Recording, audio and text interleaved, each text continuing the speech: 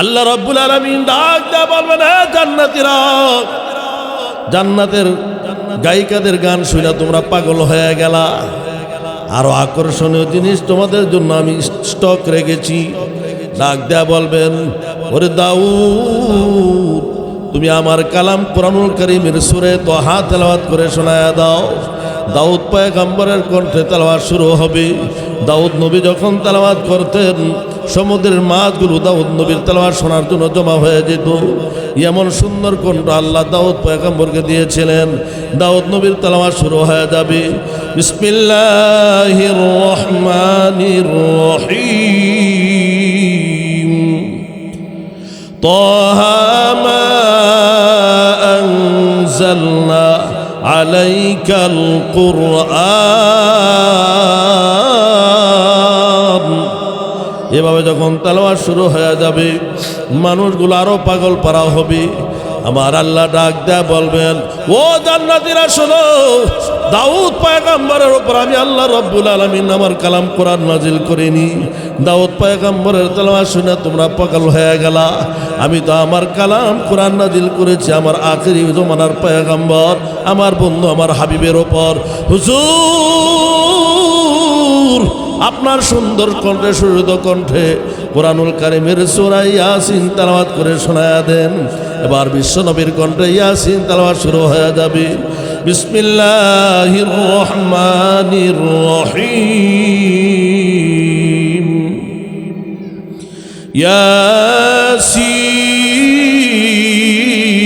ইয়াসিন ওয়াল কুরআনিল হাকীম ইন্নাকা লামিনাল মুরসালিন। এবার যখন তেলাওয়াত শুরু হয়ে যাবে, মানুষগুলো আরো পাগল পারা হয়ে যাবে। আল্লাহ রাব্বুল আলামিন ডাক দেয়া বলবেন, জান্নাতীরা রে, আমার হাবিবের কণ্ঠের তেলাওয়াত শুনে তোমরা পাগল হয়ে গেলা। এত সুন্দর কণ্ঠ যে আল্লাহ দান করেছেন, ওই আল্লাহর কণ্ঠটা কেমন সুন্দর হবে। ডাক দেয়া বলবেন, ও জান্নাতীরা শোনো, আজকে আমি আমার আল্লাহর কণ্ঠে তেলাওয়াত করে শোনাবো। চিৎকার করে বলো আল্লাহু আকবার। আমার আল্লাহ এখন তেলাওয়াত শুরু করবেন। বলবেন, ও ৭০,০০০ ফেরেশতা, ও ফেরেশতারা আমার পর্দাগুলো খুলে দিই। ৭০,০০০ পর্দা খুলে দেওয়া হবে। এখন আল্লাহর দিদার নসিব হয়ে যাবে। মানুষগুলো এখন আল্লাহ রাব্বুল আলামিনের তেলাওয়াত শোনার জন্য পাগল পারা হয়ে বসবে। আল্লাহ রাব্বুল আলামিনের তেলাওয়াত শুরু হয়ে যাবে। ওই দিন আর রহমান নয়, আনার রহমানু আল্লামাল কুরআন খলাকাল ইনসানা আল্লামাহুল বায়ান। যে মাত্র আল্লাহ রাব্বুল আলামিনের তেলাওয়াত শুরু হয়ে যাবে, মানুষগুলো একদিন আর ২ দিন নয়, আল্লাহর তেলাওয়াত শোনার পর মানুষগুলো ২০০০ বছর পর্যন্ত চেতনা হারিয়ে ফেলবে। মানুষগুলো চেতনা থাকবে না। ২০০০ বছর পর্যন্ত তারা চেতনাবোধ হারিয়ে ফেলবে। আল্লাহ রাব্বুল আলামিন ২০০০ বছর পরে তাদেরকে চেতনা ফিরিয়ে দিবেন। ডাক দেয়া বলবে, রে জান্নাতীরা, তোমাদের জন্য জান্নাতের হুর ও গেলমান অপেক্ষমান, তাড়াতাড়ি জান্নাতে ঢুকো। তখন জান্নাতি লোকেরা ডাক দেয়া বলবেন, হুর ও গেলমা, जितने नियामत है तो सबसे बढ़कर नियामत दीदारे तो जन्नत दो। ज़ुख से या रब क्या करूँ, आरज़ू है मैं तुझे देखा करूँ। डाक दिया बोलबेन, ओ मालिक, জান্নাতের যত নাজ নিয়ামত ভোগ করলাম, আল্লাহ তোমার দিদারের মতো এমন স্বাদ কোনো নিয়ামতের মধ্যে ভোগ করলাম না। তোমার দিদারের মতো এমন স্বাদ কোনো নিয়ামতের মধ্যে পাইলাম না। আল্লাহ জান্নাত জাহান্নামের দোজখ, জান্নাত আর জাহান্নামের দরকার মনে করি না। জান্নাত জাহান্নামের প্রয়োজন নাই। আল্লাহ তোমার দিদার যদি পাই তাইলে আমাদের জীবন ধন্য। আল্লাহু আকবার বলে। তাইলে আসুন, বোঝা যায় এই কোরআনের মঞ্চ, এটা জান্নাতও থাকে। এই যে আজকের এই মঞ্চ যেমন মেয়াদ শেষ হয়ে গেল, এই মঞ্চ ভেঙে চুরমার করে দেওয়া হবে। এই দুনিয়া নামক মঞ্চটাকে আল্লাহ ওয়াজের মন্ত্র মতো সাজিয়েছেন। যেদিন মেয়াদ শেষ হয়ে যাবে আল্লাহ দুনিয়াটাকে তছনছ করে দেবে।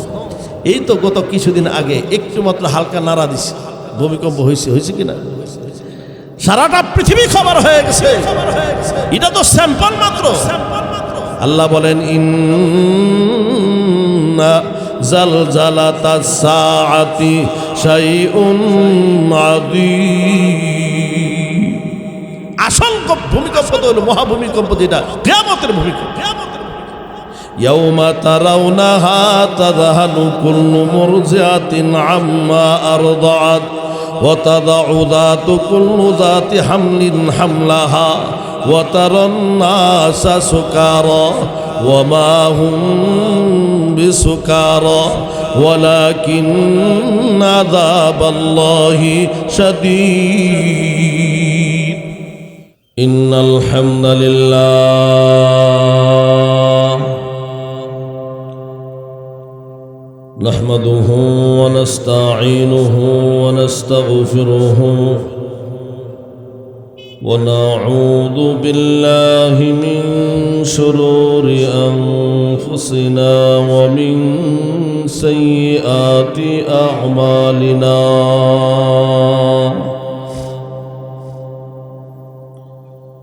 من يهده الله فلا مضل له ومن يضلله فلا هادي له ونشهد أن لا إله إلا الله وحده لا شريك له ونشهد أن سيدنا وسندنا وحبيبنا ومولانا محمدا عبده ورسوله أرسله بالحق بشيرا ونذيرا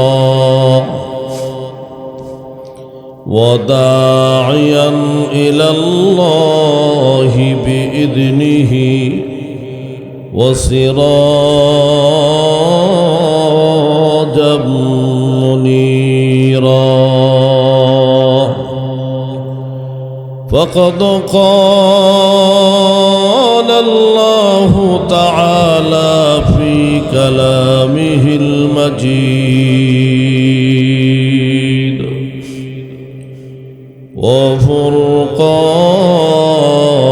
وفرقانه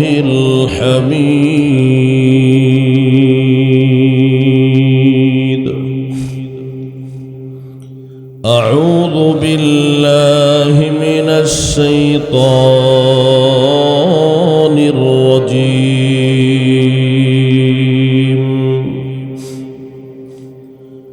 بسم الله الرحمن الرحيم.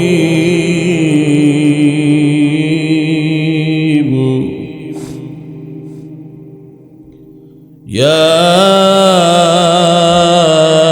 أيها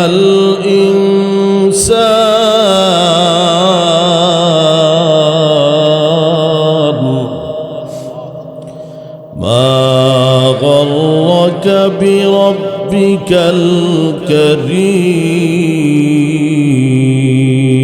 الكريم الذي خلقك فسواك فعدلك في أي صورة ما شاء ركبك. كلا بل تكذبون بالدين وإن عليكم لحافظين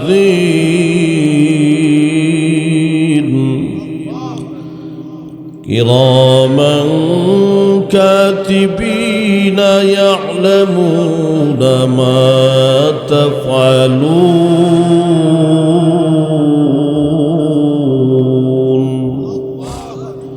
بارك الله لنا ولكم في القرآن العظيم، ونفعنا وإياكم بالآيات والذكر الحكيم. وعن علي رضي الله تعالى عنه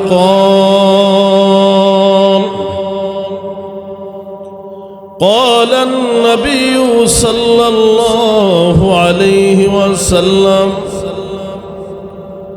من قرأ القرآن فاستظهره فأحل حلاله وحرم حرامه أدخله الله الجنة وشفعه في 10 من أهل بيته كلهم قد وجبت له النار. وعن عبد الله بن مسعود رضي الله تعالى عنه قال النبي صلى الله عليه وسلم: يقال لصاحب القرآن: اقرأ وارتقي ورتل كما كنت ترتل في الدنيا، فإن منزلك عند آخر آية تقرأها. وقال النبي صلى الله عليه وسلم: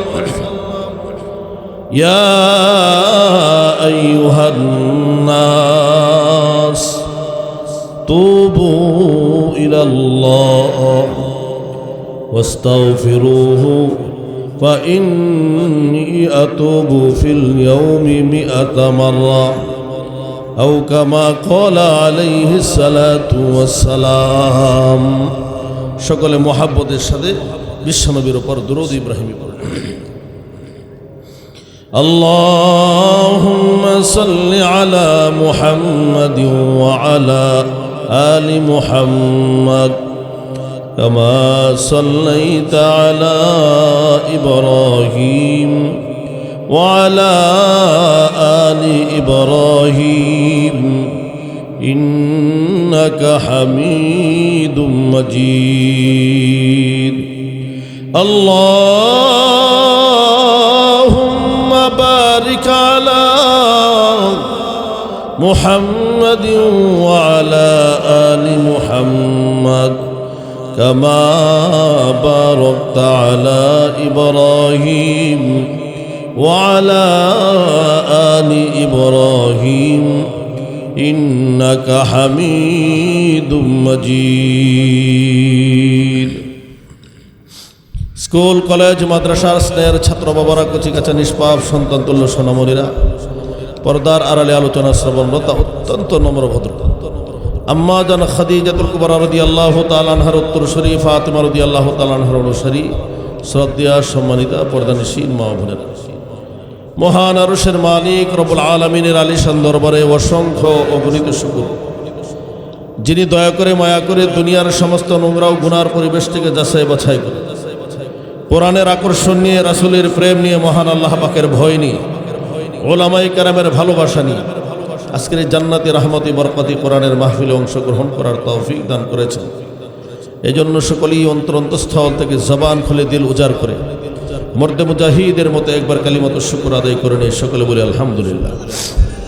সম্মানিত হাজিরিন, আমি আজকে আপনাদের সামনে কোরআনুল কারীমের 114খানা সূরার মধ্য থেকে সিরিয়ালে 82 নম্বর সূরা, সূরার নাম সূরাতুল ইনফিতার।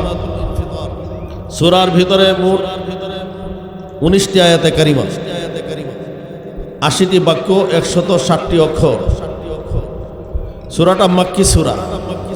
কোরআনুল কারীমের যে সূরা বা আয়াতগুলো মক্কা বা মক্কার আশপাশ অঞ্চলে নাজিল হয়েছে, এইগুলোকে মাক্কি বলা হয়।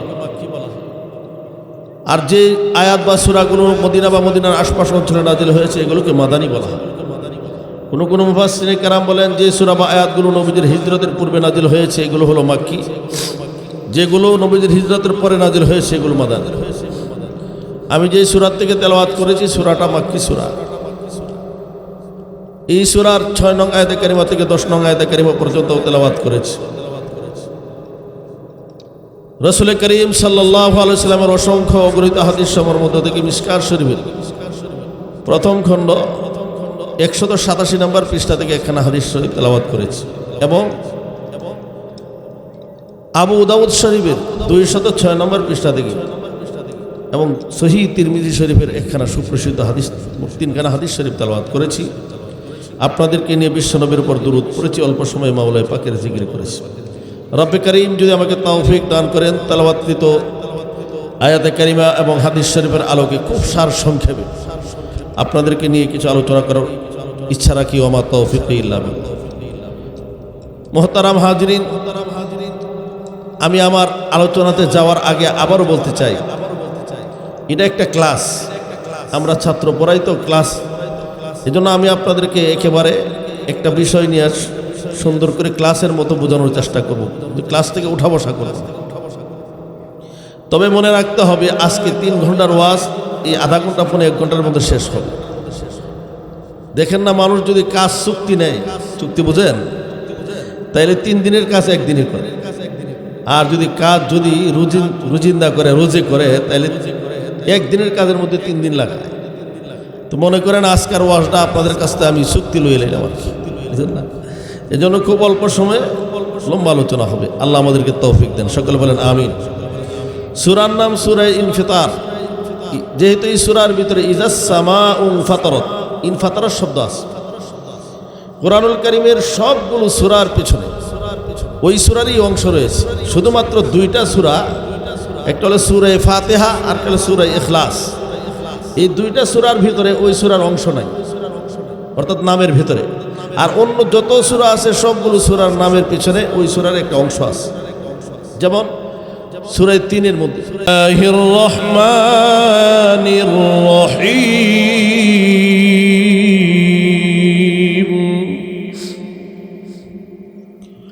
ওয়াত-তিনি ওয়াজ-যাইতুনি ওয়া তুরি সিনিন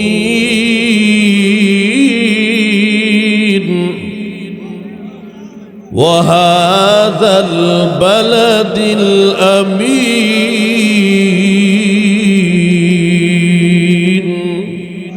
সূরার নাম সূরা 3, যেহেতু 3 শব্দ আছে।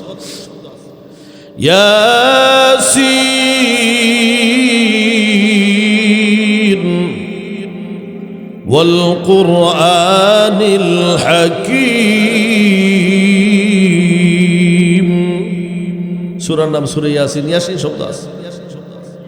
আর রহমানু আল্লামাল কুরআনা খালাকাল ইনসান। সূরার নাম সূরা রহমান, আর রহমান শব্দ আছে। ঠিক তেমনি ভাবে ইজাস সামাউ ফাতারাত শব্দ থাকার কারণে সূরার নামকরণ করা হয়েছে সূরা ইনফিতার।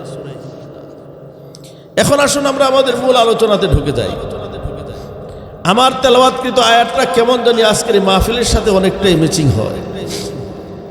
এই যে আজকের ওয়াজের মঞ্চ, এই ছামিয়ানা, বিছানা, বক্তা, শ্রোতা, প্রধান অতিথি, বিশেষ অতিথি, এইগুলো কিন্তু গতকালকে ছিল, এই 2 দিন আগে কিন্তু ছিল না। কথা ঠিক না বেঠিক বলে? আবার আগামী দিন থেকে শেষ হবে। যখন মেয়াদ শেষ হয়ে যায় তখন এই প্যান্ডেলের জায়গায় থাকে না, মঞ্চের জায়গায় থাকে না, সব ভেঙে চুরমার করে দেওয়া হয়। ঠিক তেমনি ভাবে আল্লাহ রাব্বুল আলামিন পৃথিবীটাকে এই ওয়াজের মঞ্চের মতো সাজিয়েছে। আকাশ হলো ছামিয়ানা, জমিন হলো বিছানা। আল্লাহ বলেন ওয়াবানাইনা ফাওকাকুম সাবআন শিদাদা। আমি আকাশটাকে তোমাদের উপর শক্ত প্রাচীর জ্বালা সীসার মতো সুন্দর করে শক্তভাবে আমি স্থির রেখেছি। আলাম নাজআলিল আরদা মিহাদা, আমি কি তোমাদের জন্য জমিনটাকে বিছানা বানাই দেইনি? এর অর্থ আমি তোমাদের জন্য জমিটাকে বিছানা বানিয়ে দিয়েছি। এই মঞ্চটাকে আলোকিত করার জন্য কতগুলো বাতি ফিট করা হয়েছে। আল্লাহ বলেন সিরাজাও ওয়াহাজা, আমি দুনিয়ার নামক মঞ্চটাকে সাজানোর জন্য, আলোকিত করার জন্য আমি সূর্য নামক বাতি ফিট করেছি। সুবহানাল্লাহ বলেন না। এই মঞ্চের স্টেজ হলো আল্লাহ পাকের আরশ। এই আরশের প্রধান অতিথি হলেন বিশ্বনবী মুহাম্মদুর রাসূলুল্লাহ সাল্লাল্লাহু আলাইহি ওয়াসাল্লাম। সভাপতি হলেন স্বয়ং পরওয়ারদিগার আলম নিজেই, আর বিশেষ অতিথি হলেন হযরত দাউদ আলাইহিস সালাতু ওয়াস সালাম। আল্লাহু আকবার। আল্লাহ রাব্বুল আলামিন এই কোরআনের মঞ্চের বরকত দুনিয়াতেও রেখেছেন, তারপরে জান্নাতের ভিতরে কোরআনের মঞ্চের এই সুন্দর স্টেজ, এই মঞ্চ থাকবে, যেরকম আল্লাহু আকবার। জান্নাতের ভিতরে একটা মাকাম থাকবে, একটা স্থান থাকবে, মাকামে সিদক। ওখানে আল্লাহ সব জান্নাতীকে একত্রিত করবে, এমন মঞ্চ কায়েম করা হবে। আল্লাহ রাব্বুল আলামিন ডাক দেয়া বলবেন, ও জান্নাতীরা, তোমরা দুনিয়াতে গান বাদ্যকে পছন্দ করতা, আমি আজকে মহান আল্লাহ রাব্বুল আলামিন তোমাদের জন্য সুন্দর গানের ব্যবস্থা রেখেছি। তবে দুনিয়ার নাপাক গায়ক আর গায়িকার গান নয়, কারণ দুনিয়াতে গান গায় মানুষ, এই গান শুনে মানুষ নাস্তিক হয়ে যায়। আর জান্নাতের গান শুনলে মানুষ আল্লাহর প্রেমে আর আসক্ত হয়ে যাবে। জোরে বলেন আল্লাহু আকবার।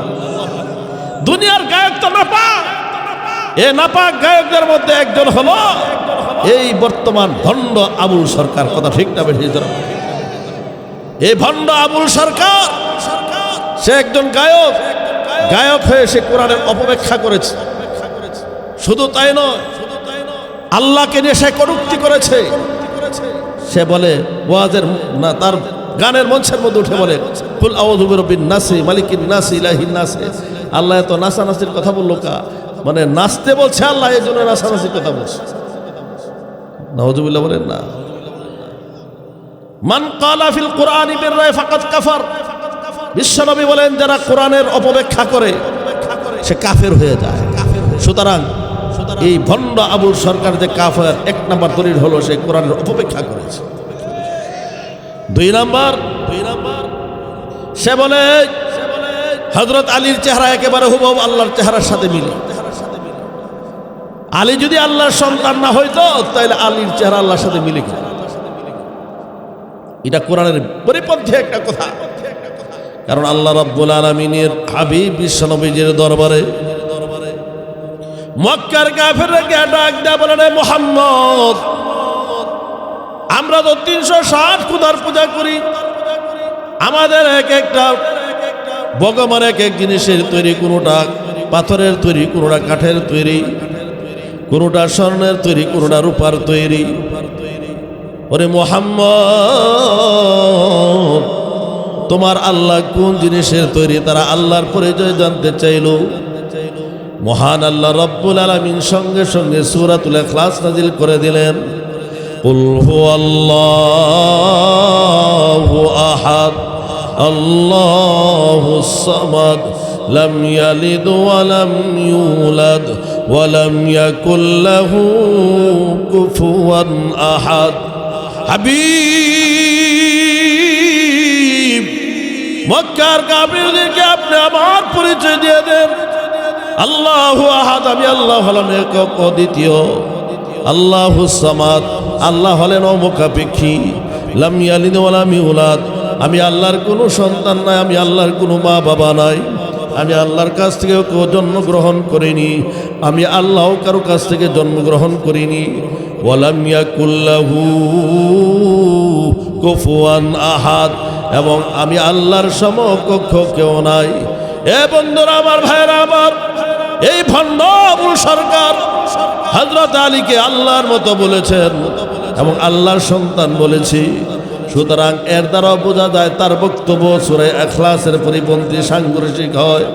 কোরআনের এক একটা আয়াতের সংঘর্ষমূলক কথা যদি কেউ বলেন তাইলে তার ঈমান থাকতে পারে না, সেও বেঈমানের কাতারে চলে যায়। কথা ঠিক না বেঠি জোরে বলো। এ ভণ্ড আবুল্লাহ কি কয় আরো জানেন? সে বলে আল্লাহ নাকি বলেছেন আউয়ালু মা খালাকা নূরি আউয়ালু মা খালাকা রুহি আউয়ালু মা খালাকা কালাম। আল্লাহ সর্বপ্রথম আমার রূহ সৃষ্টি করেছেন, আল্লাহ সর্বপ্রথম আমার নূর সৃষ্টি করেছেন, আল্লাহ সর্বপ্রথম কলম সৃষ্টি করেছেন, আল্লাহ সর্বপ্রথম প্রেম সৃষ্টি করেছেন। আল্লাহ এক মুখে কয় কথা বলেন, আল্লাহর মুখ কয়, এটা মুখটা অন্য কিছু। এই ধরনের কটূক্তিমূলক আল্লাহর শানে শব্দ ব্যবহার করলে তার ঈমান আছে না গেছে জোরে বলেন।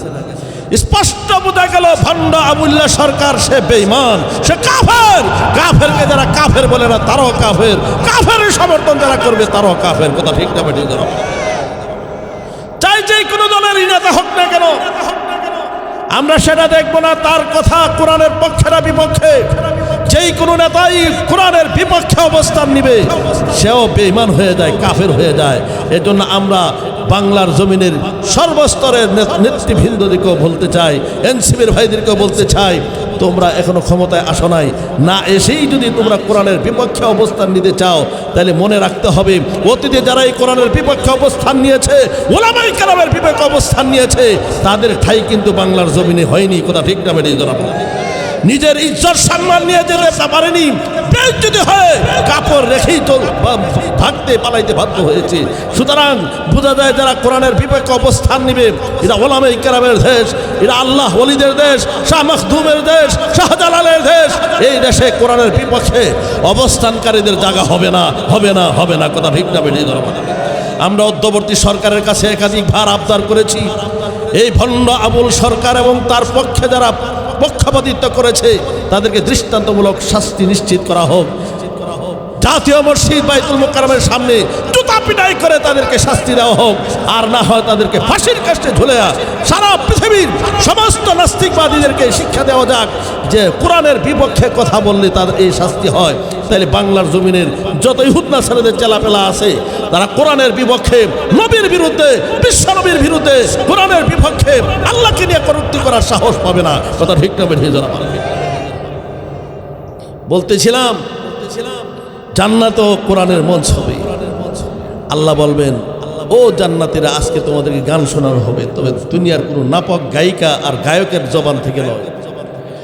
আজকে জান্নাতের হুরদের জবান থেকে, যারা একটা থুতু পৃথিবীর সমুদ্রে ছেড়ে দিলে সারা পানিগুলো মেশকমারের সুগারান যুক্ত হয়ে যেত। আল্লাহু আকবার। দুধের চেয়ে শুভ্র সাদা আর মধুর চেয়ে মিষ্টি হয়ে যেত। তখন ওই জান্নাতে হুরেরা গান গাইবে, নাহানুল খালেদাতু ফালা নাবিদু নাহানুর রাজিয়াতু ফালা নাসখাতু নাহানুন নায়মাতু ফালা নাবাদু তুবা লিমান কানা লানা ওয়া কুন্না লাহু। জান্নাতের হুরেরা ডাক দিয়ে বলবেন, ও জান্নাতি যুবকের দল, মহান আল্লাহ রাব্বুল আলামিন আমাদেরকে চিরকিশোরী বানাইয়া তোমাদের কাছে পাঠিয়েছেন। আমরা চিরকিশোরী থাকবো, আমরা জীবনে কোনোদিন বুড়ি হব না, আমরা তোমাদেরকে ছাড়া অন্য কোথাও চলে যাব না। তুবা লিমান কানা লাহু ওয়া কুন্না লাহু। আমরা তোমাদেরকে পাইয়া সন্তুষ্ট আর তোমরা আমাদেরকে পাইয়া সন্তুষ্ট। আল্লাহু আকবার জোরে বলো। আল্লাহ রাব্বুল আলামিন ডাক দেয়া বলবেন, হে জান্নাতীরা, জান্নাতের গায়িকাদের গান শুনে তোমরা পাগল হয়ে গেলা। আরো আকর্ষণীয় জিনিস তোমাদের জন্য আমি স্টক রেখেছি। ডাক দেয়া বলবেন, ওরে দাউদ, তুমি আমার কালাম কোরআনুল কারীমের সূরা তাহা তেলাওয়াত করে শোনায়া দাও।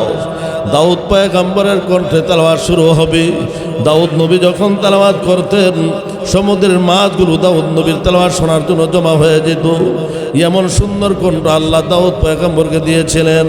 দাউদ নবীর তেলাওয়াত শুরু হয়ে যাবে, বিসমিল্লাহির রহমানির রহিম, তাহা মা আনজালনা আলাইকাল কুরআন এভাবে যখন তেলাওয়াত শুরু হয়ে যাবে মানুষগুলো আরো পাগল পারা হবে। আমার আল্লাহ ডাক দেয়া বলবেন, ও জান্নাতীরা শোনো, দাউদ পয়গম্বরের উপর আমি আল্লাহ রব্বুল আলামিন আমার কালাম কোরআন নাজিল করিনি। দাউদ পয়গম্বরের তেলাওয়াত শুনে তোমরা পাগল হয়ে গেলা। আমি তো আমার কালাম কোরআন নাজিল করেছি আমার আখিরি জমানার পয়গম্বর, আমার বন্ধু, আমার হাবিবের ওপর। হুজুর, আপনার সুন্দর কণ্ঠে, সুহৃদ কণ্ঠে কোরআনুল কারীমের সূরা ইয়াসিন তেলাওয়াত করে শোনায়া দেন। এবার বিশ্বনবীর কণ্ঠে ইয়াসিন তেলাওয়াত শুরু হয়ে যাবে। বিসমিল্লাহির রহমানির রহিম।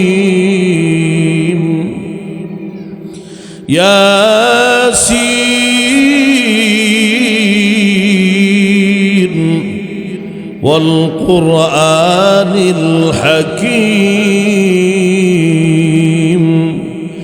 ইন্নাকা লামিনাল মুরসালিন। এবার যখন তেলাওয়াত শুরু হয়ে যাবে মানুষগুলো আরো পাগল পারা হয়ে যাবে। আল্লাহ রাব্বুল আলামিন ডাক দেয়া বলবেন, জান্নাতীরা রে, আমার হাবিবের কণ্ঠের তেলাওয়াত শুনে তোমরা পাগল হয়ে গেলা। এত সুন্দর কণ্ঠ যে আল্লাহ দান করেছেন, ওই আল্লাহর কণ্ঠটা কেমন সুন্দর হবে। ডাক দেয়া বলবেন, ও জান্নাতীরা শোনো, আজকে আমি আমার আল্লাহর কণ্ঠে তেলাওয়াত করে শোনাবো। চিৎকার করে বলো আল্লাহু আকবার। আমার আল্লাহ এখন তেলাওয়াত শুরু করবেন, বলবেন, ও ৭০,০০০ ফেরেশতা, ও ফেরেশতারা আমার পর্দাগুলো খুলে দিই। ৭০,০০০ পর্দা খুলে দেওয়া হবে।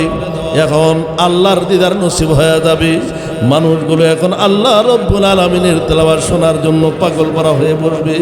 আল্লাহ রব্বুল আলামিনের তেলাওয়াত শুরু হয়ে যাবে।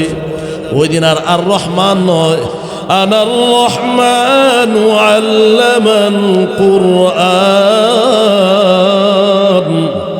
খলাকাল ইনসানা আল্লামাহুল বায়ান।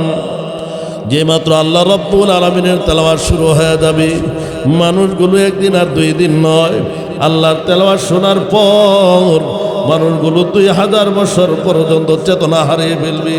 মানুষগুলো চেতনা থাকবে না, 2000 বছর পর্যন্ত তারা চেতনাবোধ হারিয়ে ফেলবে। আল্লাহ রব্বুল আলামিন 2000 বছর পরে তাদেরকে চেতনা ফিরিয়ে দিবেন। ডাক দেয়া বলবে, রে জান্নাতীরা, তোমাদের জন্য জান্নাতের হুর ও গেলমান অপেক্ষমান, তাড়াতাড়ি জান্নাতে ঢুকো। তখন জান্নাতি লোকেরা ডাক দেয়া বলবেন, হুর ও গেলমা जितने नियामत है तो सबसे बढ़कर नियामत दीदारे तो जन्नत दो ज़ुख से या रब क्या करूँ आरज़ू है मैं तुझे देखा करूँ। डाक दिया बोलबेन ओ मालिक জান্নাতের যত নাজ নিয়ামত ভোগ করলাম, আল্লাহ তোমার দিদারের মতো এমন স্বাদ কোনো নিয়ামতের মধ্যে ভোগ করলাম না, তোমার দিদারের মতো এমন স্বাদ কোনো নিয়ামতের মধ্যে পাইলাম না। আল্লাহ জান্নাত জাহান্নামের দোজখ, জান্নাত আর জাহান্নামের দরকার মনে করি না, জান্নাত জাহান্নামের প্রয়োজন নাই। আল্লাহ তোমার দিদার যদি পাই তাইলে আমাদের জীবন ধন্য। আল্লাহু আকবার বলে। তাইলে আসুন বোঝা যায় এই কোরআনের মঞ্চ এটা জান্নাতও থাকবে। এই যে আজকের এই মঞ্চ যেমন মেয়াদ শেষ হয়ে গেল, এই মঞ্চ ভেঙে চুরমার করে দেওয়া হবে।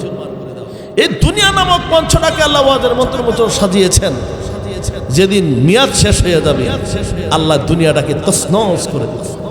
এই তো গত কিছুদিন আগে একটু মাত্র হালকা নাড়া দিছে, ভূমিকম্প হয়েছে কিনা সারাটা পৃথিবী খবর হয়ে গেছে। এটা তো স্যাম্পল মাত্র। আল্লাহ বলেন ইন্না জালজালাতাস সাআতি শাইউন আযীম। আসল ভূমিকম্প তো হলো মহাভূমিকম্প, যেটা কিয়ামতের ভূমিকম্প। ইয়াউমা তারাউনাহা তাযহালু কুল্লু মুরজিআতিন আম্মা আরদাআত ওয়া তাদাউ যাতু কুল্লু যাতি হামলিন হামলাহা ওয়া তারান নাসা সুকারা ওয়া মা হুম বিসুকারা ওয়ালাকিন্না আযাবাল্লাহি শাদীদ। আল্লাহ রাব্বুল আলামিন ডাক দেয়া বলেন, দুনিয়ার মানুষ যেদিন কিয়ামতের ভূমিকম্প শুরু হয়ে যাবে, সমস্ত দুধের শিশুর মাগুলো তার দুধের সন্তানকে হারিয়ে ফেলবে। দুধের সন্তানের কথা মনে থাকবে না রে। এমনকি সমস্ত গর্ভধারিণী নারীগুলো তার সন্তান প্রসব করে দিবে, তার প্রসব বেদনা অনুভব হবে না। এমন ভয়াবহ একটা দিবস।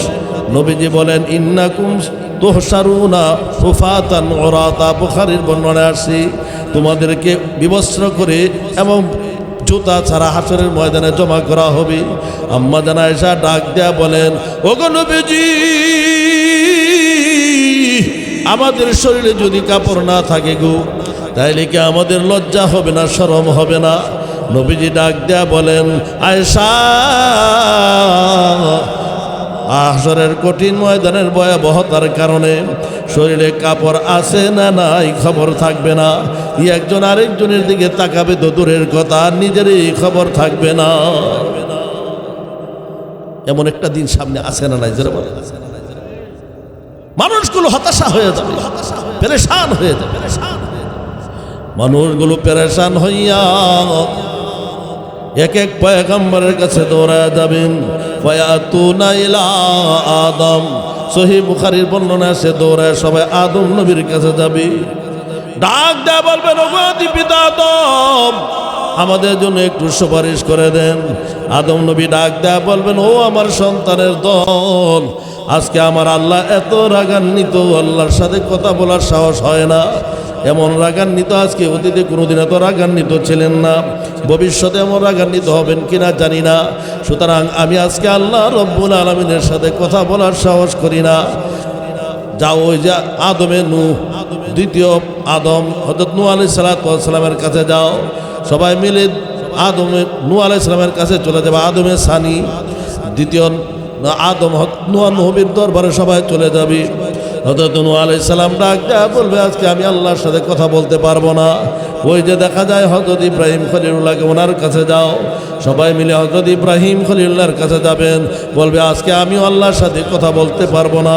ওই যে দেখা যায় মুসা কালিমুল্লাহকে, ওনার কাছে যাও। উনি বলবেন আমিও আজকে পারবো না। ওই যে দেখা যায় হযরত ঈসা নবীকে, ওনার কাছে যাও।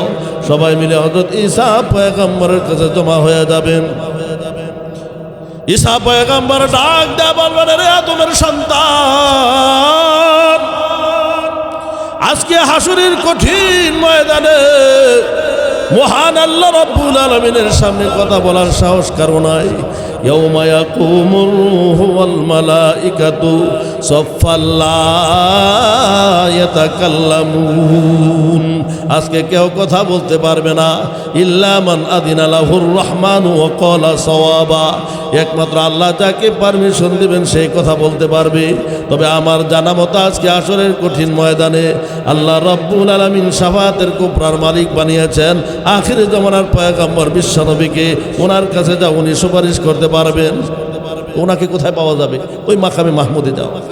আসা আইয়াবাসাকা রব্বুকা মাকামান মাহমুদা, সবাই মাকামে মাহমুদে চলে যাবেন।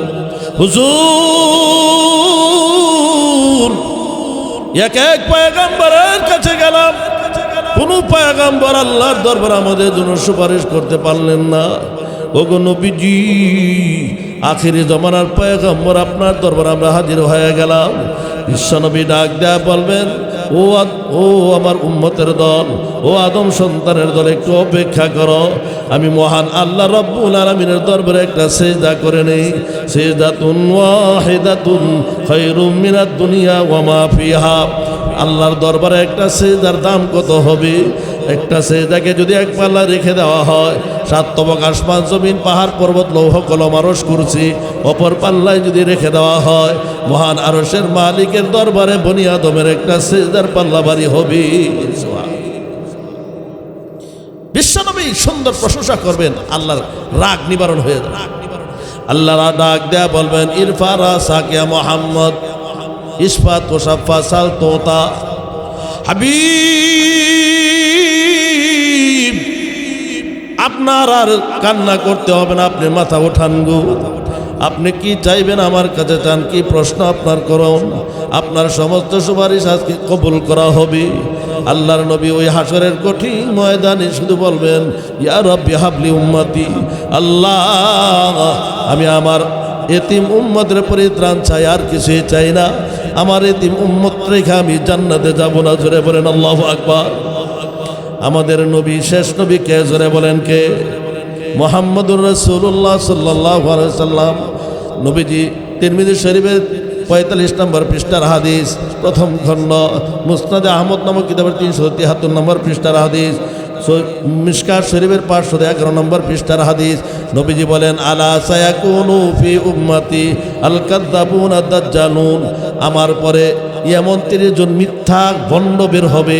কুল্লুহুম ইয়াজামু আন্নাহু নবিয়্যুন, সবাই বলবে আমরা হইলাম নবী, মানে ভণ্ড নবী বাইরে 30 জন। ওয়া আনা খাতামুন নাবিয়্যিন লা নাবিয়্যা বাদি, অথচ আমি হইলাম সর্বশেষ নবী, আমার পরে আর কোনো নবী হবে না। তাহলে আমাদের নবীর পরে যদি কেউ নবী দাবি করে, তাইলে বোঝা যায় পরিষ্কার সে ভণ্ড নবী। কথা ঠিক না ঠিক না? এই গোলাম আহমদ কাদিয়ানী এই 30 জনের মধ্যে একজন, যারা ভণ্ড, যারা ভণ্ড নবী, যারা নবীর ভাষ্য অনুযায়ী নবীর পরে 30 জন নবী দাবি করবে, এর মধ্যে একজন হলো ভণ্ড। এই ভণ্ড নবী গোলাম আহমদ কাদিয়ানী। এই গোলাম আহমদ কাদিয়ানী সে নিজেও কাফের, যারা তাকে শেষ নবী মানবে তারাও কাফের, যারা তাকে কাফের ফতোয়া দিবে না তারাও কাফের। কথা ঠিক না বেঠিক?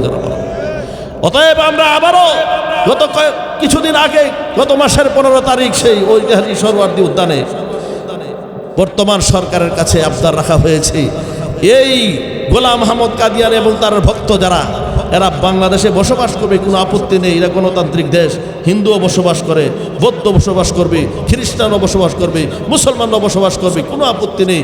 তবে গোলাম আহমদ কাদিয়ানী এবং কাদিয়ানীর ভক্ত যারা, তারাও বাংলাদেশে বসবাস করবে, মুসলমান সাইনবোর্ড দিয়ে নয়, কাফের হয়ে বসবাস করবে। কথা ঠিক না বেড়ে ধরা? আমার ভাইরা, আমার ভাইরা, তাইলে বোঝা যায় এই পৃথিবীটা একদিন শেষ হবে। যেমনি ভাবে ওয়াজের মঞ্চ শেষ হয়ে যাবে, পৃথিবীটা একদিন শেষ হবে। কিন্তু আমরা দুনিয়ার মানে এই ব্যস্ততার ভিতরে, দুনিয়ার মধ্যে মত্ত হইয়া আমরা কিন্তু আমাদের আসল জায়গার কথা, এই কিয়ামতের কথা, পরকালের কথা আমরা ভুলে গেছি। কথা ঠিক না বেঠিক? নবীজি বলেন, সায়াতি আলান নাসি জামান ইউহিব্বুনাদ দুনিয়া ওয়া ইয়ানসাউনাল আখিরা ওয়া ইউহিব্বুনাল মালা ওয়া ইয়ানসাউনাল হিসাব ওয়া ইউহিব্বুনাল কুসুরা ওয়া ইয়ানসাউনাল কুবুরা ওয়া ইউহিব্বুনাল হায়াতা ওয়া ইয়ানসাউনাল মাউতা ওয়া ইউহিব্বুনাল খালকা ওয়া ইয়ানসাউনাল খালিক। অচিরে একটা যুগ আসবে, মানুষেরা দুনিয়ার মধ্যে মত্ত হইয়া তার পরকালের কথা বলে যাবে, মাল ইনকামের মধ্যে এবং পাগল হবে, মালের ব্যস্ততার ভিতরে পড়ে সে হিসাব নিকাশের কথা ভুলে যাবে। দুনিয়ার অট্টালিকার ভালোবাসার মধ্যে মত্ত হইয়া সে আখিরাতের কথা, কবরের কথা, কবরের বাড়ির কথা ভুলে যাবে। তার জীবনের ভালোবাসার মধ্যে মত্ত হইয়া সে তার মৌতের কথা বলে যাবে। এমনকি মানুষ দুনিয়ার বাল বাচ্চা, বিবি, স্ত্রী এবং তার আত্মীয় স্বজনের ভালোবাসার মধ্যে মত্ত হয়ে সে তার রবের ভুলে যাবে। কথা ঠিক না বেঠিক? আরে কুকুরও তো তার মালিক ছিল। গভীর রাত্রে যদি আপনি যান, আপনাকে দেখলে কুকুর সুন্দর করে রিসিভ করে, লেজ নাড়ায়, মুখটা আপনার পায়ের কাছে নিয়ে আসে আর রিসিভ করতে থাকে। আর যদি চোর ডাকাত অথবা অন্য কেউ অপরিচিত লোক ঢুকে, তখন ঘেউ ঘেউ করে মালিকরে সজাগ করে, মালিক রে, একটা নতুন মানুষের আগমন দেখা যাচ্ছে, দেখো এটাকে, তোমার পরিচিত কিনা, না চোর ডাকাত না অন্য কেউ। গোরা তার মালিক ছিল। والعاديات ضبحا فالموريات قدحا فالمغيرات صبحا فأثرن به نقعا। এ যুবক বন্ধু, গোরা তার মালিক চিনে, মালিকের ভক্ত হয়, মালিক যা বলে তাই করে। প্রচণ্ড শীতের মধ্যে যদি বলে এখন তোমাকে নিয়ে হামলা করবো, তখন সেটা তো সে রাজি হয়ে যায়। আল্লামা জালালউদ্দিন রুমি রহমাতুল্লাহ আলাইহি কিতাবে লেখেন, একজন ওসি সাহেব একটা ঘোড়ার উপর সাওয়ার হইয়া জমিদারের বাড়ির সামনে দিয়ে যাচ্ছিলেন। যেই মাত্র জমিদারের বাড়ির সামনে গেছে, ঘোড়াটা থমকে গেল, আর সামনে যায়। এই যে মায়ের পিট করা হয়, সে একটা কদমও সামনে যাইতে না। জমিদার বাড়ির থেকে বের হয়ে আসলেন, আইসা তার উপর হাত বুলাইয়া দিলেন, বলে যা, তখন সে সামনে আগাইতে লাগলো। এখন ওসি সাহেব ডাক দেয়া বলেন, ও জমিদার, ঘটনা কি বুঝলাম না। জমিদার ডাক দেয়া বলেন, আরে ওসি, আজ থেকে 15 বছর আগে এই ঘোড়াটা ছিল আমার, আমি ছিলাম ঘোড়ার মালিক।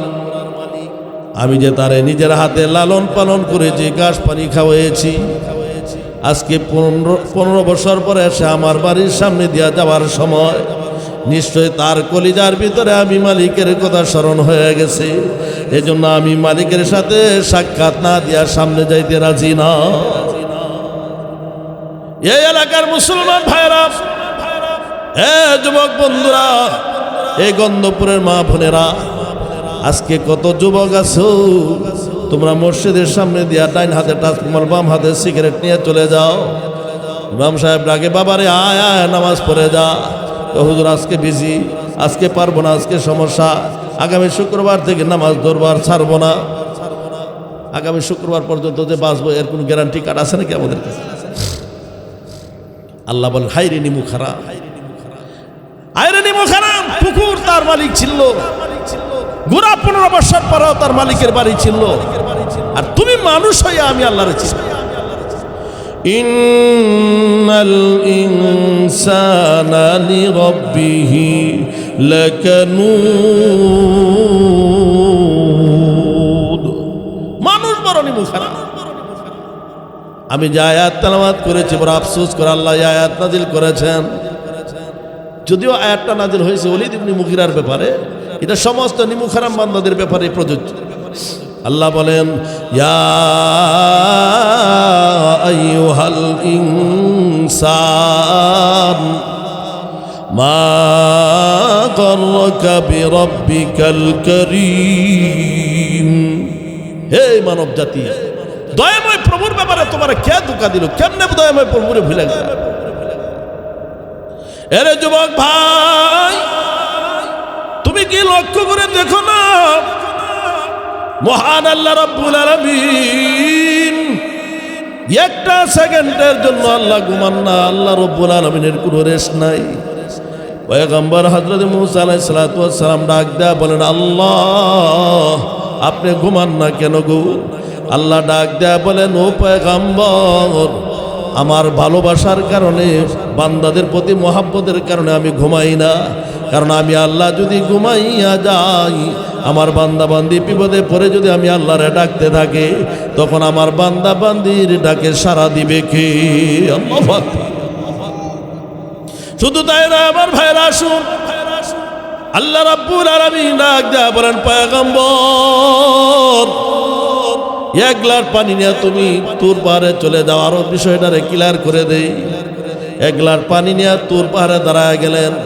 আমি না বলা পর্যন্ত কিন্তু গ্লাসটা রাখবা না, এভাবে দাঁড়ায় থাকো, স্ট্রং হয়ে দাঁড়ায় থাকো। যখন কয়েক ঘন্টা দাঁড়ায় রইলেন, রাত্র 12টা বেজে গেছে, তখন তার চোখে ঝিমানি ঝিমানি দিছে। এই মুসা, কি ব্যাপার? না আল্লাহ, অসুবিধা নাই, গ্লাস ধরছি, পড়বো না। আরো যখন 1-1.5 ঘন্টা চলে গেল, 1:30টা বেজে গেল, তখন আবার জীবানি শুরু করছে। মুসা, আল্লাহ টেনশন করি না, ধরছি বল। যখন 2টা-2:30টা বেজে গেল, দাঁড়ায় ঘুমায় গেছে। এই যে ঘুমাইছে, হাত থেকে গ্লাস পুরা ভাঙ্গা চুরমার। এবার আল্লাহ ডাক দেয়া বলেন, মুসা রে। মুসা হঠাৎ করে ঘুম থেকে ওইটা, আল্লাহ আমার গ্লাস গেল কোথায়? ওই গ্লাস কোথায় গেল? এটার দায়িত্ব আমার, এটা তো তোমার দায়িত্ব দিয়েছিলাম, তোমারে বলছিলাম হেফাজত করার জন্য। আল্লাহ ঘুমের তাড়নায় বুঝতে পারছি না কোন দিক দিয়ে পুরা ভেঙে গেছে। আল্লাহ বলেন, মুসা, এই জন্য আমি আল্লাহ ঘুমাই না, কারণ 7 ভাগ আসমান জমিন পাহাড় পর্বত লৌহ কলম আরশ করছি, সবগুলো আমি আল্লাহর কুদরতি হাতে নিয়ন্ত্রণ করি। আমি আল্লাহ যদি একটা সেকেন্ডের জন্য ঘুমায়া যায়, সারা পৃথিবী আমি আল্লাহর কুদরতি হাত থেকে পড়ে সব সারখার হয়ে ধ্বংস হয়ে যায়। এই জন্য আমি আল্লাহ একটা সেকেন্ডের জন্য ঘুমাই। মুসলমান ভাইয়েরা, আমার বন্ধুরা, আমার আয়াতটা বড় দামি আয়াত। আজ থেকে 30-35 বছর আগে আমেরিকাতে একটা কোরআনের কনফারেন্স হয়েছিল। কারি সাহেব এই আয়াত তেলাওয়াত করতেছিলেন, আর আমেরিকার বড় একজন গায়িকা ডক্টর মিস মেরি নিজে গান গাইতো, নিজে গান তৈরি করতো, আবার নিজেই গানের সুর দিত, সুরকার। বিমান ড্রাইভ করতে পারে, পাইলট, নিজের বিমানের মালিক, আবার এটা ড্রাইভ করে বিভিন্ন দেশে চলে যায়। আর অনেক মানে সুন্দর গায়িকা, এই গায়িকা যখন কোরআনের এই আয়াত শুনলেন, কেমন জানি তার দিলের মধ্যে কোরআন অ্যাটাক করেছে, যেরকম আল্লাহু আকবার। ডাক দেয়া বলেন, ও কারি সাহেব, আপনার তেলাওয়াত বন্ধ করে দেন, তাড়াতাড়ি আমাকে কালিমা পড়ে মুসলমান বানিয়ে দেন। কোরআন যে সত্য আমার বিশ্বাস হয়ে গেছে। লা ইলাহা ইল্লাল্লাহু মুহাম্মাদুর রাসূলুল্লাহ। আল্লাহু আকবার। কালিমা পড়ে মুসলমান হয়ে গেছে। তাহলে বোঝা যায় কোরআনের অ্যাকশন আছে না নাই? ইমামে আসমাঈ রাহমাতুল্লাহি আলাইহি উনি গভীর রাত্রে কোথাও যাচ্ছিলেন, এমন সময় একদল ডাকাত আইসা হুজুরে আটকাইছে। হুজুর কিছু মনে করেন না, আমরা একটু আপনার পকেটে হাত দেব, আমরা আমাদের কাজ করে চলে যাব, এর তোলে আমরা আমাদের রিজিকের তালাশে বাইরেছি। তো ইমাম আসমাঈ বলেন, রিজিকের তালাশে বাইরে আমার পকেটে হাত দিবা কেন? রিজিকের ব্যবস্থা তো অন্য ব্যবস্থা আছে। কোথায় আছে? রিজিকের ব্যবস্থা হয় উপর থেকে। ওয়াফিস সামাই রিজকুকুম ওয়া মা তুআদুন ওয়া মা মিন দাব্বাতিন ফিল আরদি ইল্লা আলাল্লাহি রিজকুহা ওয়া ইয়ালামু মুস্তাকাররাহা ওয়া মুস্তাওদাআহা কুল্লুন ফি কিতাবিম মুবিন। আরে সমস্ত প্রাণীদের রিজিকের ব্যবস্থা তো আল্লাহর হাতে, আমার কাছে আসছে না। এরা চলে গেল। এই ঘটনার 3 বছর পর ইমাম আসমাঈ গেছেন বাইতুল্লাহ জিয়ারত করার জন্য। কাবা জিয়ারত করতেছে, তওয়াফ করতেছে, এমন সময় একদল লোক আইসা হুজুরের পায়ে জাবরায় ধরছে। ও হুজুর, আমাদেরকে মাফ করে দিন, বড় অন্যায় করছি, অপরাধ করছি। হুজুর জিজ্ঞাসা করেন, কি অন্যায় তোমাদের? আমি তো জানি না, তোমাদের চিনতে পারলাম না, তোমরা কারা? হুজুর, আপনি আমাদেরকে চিনতে পারেননি। আমরা হইলাম ওই 3 বছর আগে আপনার পকেট চেক করার জন্য আমরা ডাকাতি করতে গিয়েছিলাম, আর আপনি আমাদেরকে 2টা কোরআনের আয়াত তেলাওয়াত করে আমাদেরকে উপদেশ দিয়েছিলেন। এই 2টা আয়াতে আমাদেরকে অ্যাকশন করে, আমাদের জীবন রূপান্তরিত করে আমাদেরকে আল্লাহর ঘর বাইতুল্লাহ পর্যন্ত পৌঁছায় দিয়েছেন। যেরকম আল্লাহু আকবার। তাইলে বোঝা যায় কোরআনের দ্বারা মানুষ হেদায়েত। আর গান বাদ্যের রিয়াকশন হয়, গান বাদ্যের দ্বারা মানুষ নাস্তিক হয়, আবুল্লাহ সরকার হয়। কথা ঠিক না বেরিয়ে ধরা আল্লাহ। আমার ভাইজান আরেকটু সামনের দিকে যায়, অসুবিধা হইতেছে আপনাদের? অল্প সময়ের মধ্যে আমি ছেড়ে দিব। কোরআন মানুষের জীবনের হেদায়েত করে দেয়। কি বলেন আপনি? টেনশন বলেন কেন? আমি তো দেখতেছি আপনি আপনার কাজ করেন। আল্লাহ আল্লামা ইবনে বাতুতা রাহমাতুল্লাহি আলাইহি পৃথিবীর আনাস কানাস সফর করেছেন। আনাস কানাস সফর করেছেন। সফর করতে করতে উনি যখন মালদ্বীপ শহরে গেলেন, চতুর্দিকে সাগর, মাঝখানে একটা দ্বীপ, যার নাম হলো মালদ্বীপ। ওখানে গিয়ে দেখতে পেলেন যে মাত্র আজানের সময় হয়ে গেছে, চতুর্দিকটা আজানের ধ্বনি আসছে। আল্লাহু আকবার, আল্লাহু আকবার, চতুর্দিকটা আজানের ধ্বনি আসছে। ইমাম আল্লামা ইবনে বাতুতা রাহমাতুল্লাহি আলাইহি মানুষের কাছে জিজ্ঞাসা করে, ব্যাপার কি? চতুর্দিক দিয়ে আজানের ধ্বনি আসতেছে, এই দ্বীপের মধ্যে কিভাবে মানুষ আল্লাহকে চিনল? মানুষ ঈমান পাইল কিভাবে? কোরআন পাইল কিভাবে? তো লোকেরা সন্ধান দিল, হুজুর তথ্য দিলেন, আজ থেকে অনেক দিন আগের ঘটনা। এই সাগরে একটা জাহাজ ডুবে গিয়েছিল, যতগুলো যাত্রী ছিলেন সব মারা গিয়েছেন, একমাত্র একজন যাত্রী বেঁচে ছিলেন, আর তিনি ছিলেন 30 পারা কোরআনের হাফেজ আবুল বারাকা। যেরকম আল্লাহু আকবার। তিনি যখন আমাদের মালদ্বীপে আসলেন, তো আমরা ওনার ভাষা বুঝি না, উনি আমাদের ভাষা বুঝে না, এমন একটা অবস্থায় বসবাস করতেছেন। আর এটা কোনো আশ্চর্যের কথাও নয়। পৃথিবীর সবচেয়ে ছোট্ট কান্ট্রিটার নাম বাংলাদেশ। বাংলাদেশের সব অঞ্চলের ভাষা আমরা বুঝি। কি বলে সিলেট এলাকার ভাষা যে আছে, আঞ্চলিক ভাষা, একজন আরেকজনের সাথে সাক্ষাৎ হলে বা আলেম ওলামারা গেলে বলে সাব আয়ুক্কা বোক্কা বা খাউক্কা। এই যে আয়ুক্কা বোক্কা খাউক্কা, এগুলি কি আমাদের এই গন্ধবপুর এলাকাতে চলে? এই জন্য আমাদের মুরব্বীরা বলছেন বাংলা ভাষা অসুস্থ হয়েছে ময়মনসিংহ, এটা মারা গেছে সিলেট, জানাজা হয়েছে ফেনী এলাকাত, কবর দিছে নিয়ে একবার চট্টগ্রাম। ফেনী এলাকার থাকলে কেউ আবার রাগ করে না, ওই এলাকার থেকে বিদায় নিছে আর বহুত আগেও। এরা পেপেরে কয় হে হে পার্থক্য। তারপরে এক উস্তাদ ছাত্ররা জিজ্ঞাসা করে, বলো দেখি নবী এবং রাসূলের মধ্যে পার্থক্য কি? তো ছাত্র বলে, হুজুর বেয়াদবি মাফ করবেন, আপনি শিক্ষিত মানুষ, পার্থক্য বলেন কেন? পার্থক্য বলতে পারেন না? আরে বেটা, পার্থক্য আর পার্থক্যের মধ্যে কোনো পার্থক্য নেই, চেষ্টা করলেও তাদের পৌঁছানো হয় না। এই জন্য এটা জানাজা হয়েছে ফেনী এলাকাতে বাংলা ভাষা, আর বাংলা ভাষার কবর দিছি নিয়ে একেবারে চট্টগ্রামে ওই এলাকার আঞ্চলিক ভাষা আরও সর্বনাশ। একজন আরেকজনের সাথে সাক্ষাৎ হইলে বলে, বদ্দা কমা শুনি, মানে জিজ্ঞাসা করছে, বড় ভাই ভালো আসনি? যে কত সুন্দর ভাষা, কিন্তু বদ্দা কমা শুনি এটা যদি আপনাদের এই রূপগঞ্জ এলাকাতে এসে কেউ বলে, বেকুব গমের ব্যবসা, এটা সংগ্রামের আগেই ছেড়ে দিয়েছি, কি নতুন ভেতল বাবা। আল্লাহু আকবার। হাফেজ আবুল বারকাতের ভাষা কেউ বুঝে না, উনিও কারো ভাষা বুঝেন না। উনি একজন বিধবা মহিলার বাড়িতে অবস্থানরত ছিলেন।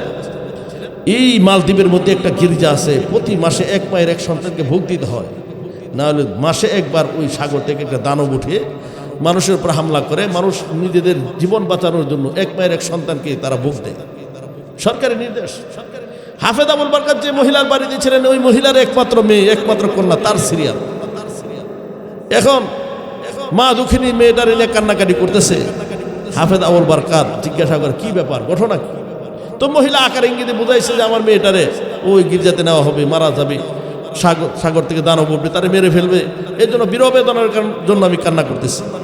হাফেজ আবুল বারকাত বলেন, ও মহিলা, এক কাজ করো, তোমার মেয়েটার পোশাক আমার পরিধান করায়, আমার মেয়ের মতো সাজায়া লিপস্টিক টিপস্টিক লাগায় আমার গির্জাতে পাঠাও, কারণ এদেশে আমার কোনো আপনজন নাই, আমার কোনো আত্মীয় স্বজন নাই, আমার কোনো এরকম মা বাবা এলাকাতে নাই, দাদা দাদি নাই, আত্মীয় স্বজন কেউ নাই, আমার জন্য কেউ কান্না করবে।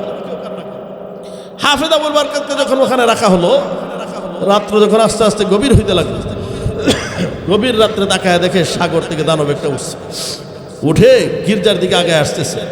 হাফেজ আবুল বারকাত মনে মনে চিন্তা করে, আমি আজকে দেখব আল্লাহর কালাম কোরআনের পাওয়ার বেশি না এই দানবের পাওয়ার বেশি।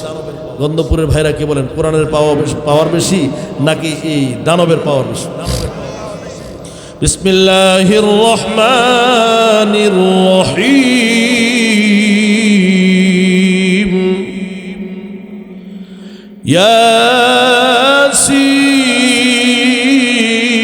ইয়াসিন ওয়াল কুরআনিল হাকীম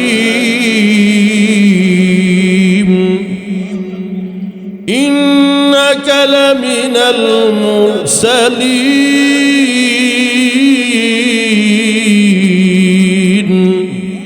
এভাবে তেলাওয়াত করতে থাকলেন। দানব বাধাগ্রস্ত হয়ে শেষ রাত্রের দিকে পানির ভিতরে চলে গেল, আর ছেলেটা পর্যন্ত বসতে পারলো না। সকালবেলা লোকেরা গিয়ে তারা জীবিত বইয়া অবাক, আমরা তো একটা মেয়ে সন্তানকে দিয়েছিলাম, তুমি কোথেকে এখন আসলা? না, আমাকে মেয়ের মতো সাজায় দেওয়া হয়েছিল, মেয়েটার পোশাক খুলে রাখছি, আমি তো ওই সাগর থেকে ভেসে আসা সন্তান হাফেজ আবুল বারকাত। তো বেঁচে রইলা কিভাবে? আমি আল্লাহর কালাম কোরআনের বরকতে বেঁচে রইলাম। জোরে করুন আল্লাহু আকবার। কোরআন কি আমরা চিনি না, বুঝি না? চলো এই ঘটনা তো বাদশার দরবার উপস্থাপনা করা লাগবে। বাদশার দরবারে যখন গিয়ে ঘটনা উপস্থাপনা করলেন, বাদশাহ বললেন, আবার তাকে আগামী মাসে পাঠাও, দেখি তার কোরআনের পাওয়ার বেশি না দানবের পাওয়ার বেশি। দ্বিতীয় মাসেও আবার কোরআন তেলাওয়াত করে দানবকে বাধাগ্রস্ত করলেন। আবার জীবিত ভাই আবার বাদশার দরবার উপস্থিত। বাদশাহ বললেন, দুই মাস ধরে তুমি যে কোরআন তেলাওয়াতের মাধ্যমে ওই দানবকে বাধাগ্রস্ত করছো, নিশ্চয়ই এই কোরআনের ভিতরে বড় জাদু আছে, বড় এই কোরআনের ভিতরে অ্যাকশন আছে। অতএব আমি সারা মালদ্বীপে এলান করে দেব, হাজার হাজার জনতার সম্মুখে তুমি কোরআন তেলাওয়াত করে শোনাবে। চিৎকার করে বলেন আল্লাহু আকবার। হাফেজ আবুল বারকাত বলে, আল্লাহ, তোমার শুকরিয়া আদায় করে শেষ করতে পারবো না, তুমি যে আমাকে কোরআনের দাওয়াত দেওয়ার জন্য একেবারে মালদ্বীপের হেড অফিস থেকে সুযোগ করে দিয়েছে। সুবহানাল্লাহ। হাফেজ আবুল বারকাত তেলাওয়াত শুরু করে দিলেন। বিসমিল্লাহির রহমানির রহিম।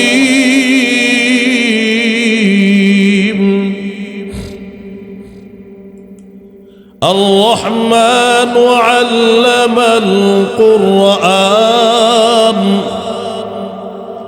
خلق الإنسان علمه البيان।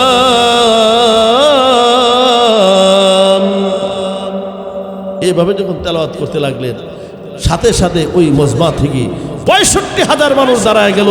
ও হাফেজ আবুল বারকাত, এই কি শোনাই না? বিশ্বাস হয়ে গেছে এটা সত্য কোরআন। আর দেরি নয়, তাড়াতাড়ি কালিমা পড়ে মুসলমান বানিয়ে দাও। চিৎকার করে বলেন আল্লাহু আকবার। তাইলে বোঝা যায় কোরআনের পাওয়ার আছে না নাই, জোরে বলো। ভাইয়েরা আমার, অনেকে আবার কোরআন ওদেরকে ঠাট্টা মারে, টিটকারি করে, মনে করে এইগুলো হলো কাঠমোল্লা, মানুষের বাড়িতে খায়, মসজিদে ঘুমায়, মোল্লারা কিছু জানে না। ব্রাহ্মণবাড়িয়ার একজন বড় আলেম ছিলেন ফখরে বাঙ্গাল রহমতুল্লাহ আলাই। উনি একদিন হোটেলে খাইতেছে, দস্তরখানা বিছায়, ওই যে রুমাল দিয়ে দস্তরখানা বানায় খুব সুন্নত তরিকা খানা খাইতেছে। শাকের ডাঁড়া, মাছের কাটা চিবায় চিবায় খায়। আর দুই আলেম বিদ্বেষী পাশে বৈশা হুজুরকে দেখে টিটকারি মারতেছে। একজনের বাম হাতে হইলো সিগারেট, আরেকজনের বাম হাতে হইলো চা। হুজুরকে জিজ্ঞাসা করেন, হুজুর কিছু মাইন্ড করেন না, ডন মাইন্ড, আপনাদের এলাকার কুকুর আর বিড়ালে কি খায়? আপনি যেভাবে শাকের ডাঁটা মাছের কাটা খাইতেছেন, কিছু রাখতেছেন না, আপনাদের দেশের এলাকার কুকুর বিড়ালে কি খায়? হুজুর ছিলেন উপস্থিত বুদ্ধির গোডাউন। উনি বলেন, বাবা রে, আমাদের এলাকার কুকুরগুলো বড় ভদ্র, বিড়ালগুলো বড় ভদ্র, এরা শাকের ডাঁটা মাছের কাটা তালাশ করে না, এরা সার সিগারেট খায়। এমন কিছু শয়তান আছে যাদের শরীরের মধ্যে আবু জাহেলের রক্ত বিদ্যমান। আলেমদেরকে একটা টিটকারি করে, ওলামায়ে কেরামদেরকে ঠাট্টা করে, মাদ্রাসা মসজিদকে তাদের শরীর জ্বলে। এমন আছে না নাই, জোরে বলে? এদের চেক করে দেখবেন শরীরের মধ্যে আবু জাহেলের রক্ত আছে। ভাইয়েরা আমার, বন্ধুরা আমার, এই যে সূরা ইয়াসিনের পাওয়ার, শুধু সূরা ইয়াসিনের ফজিলত বললে সারা রাত বলে শেষ করা যাবে না।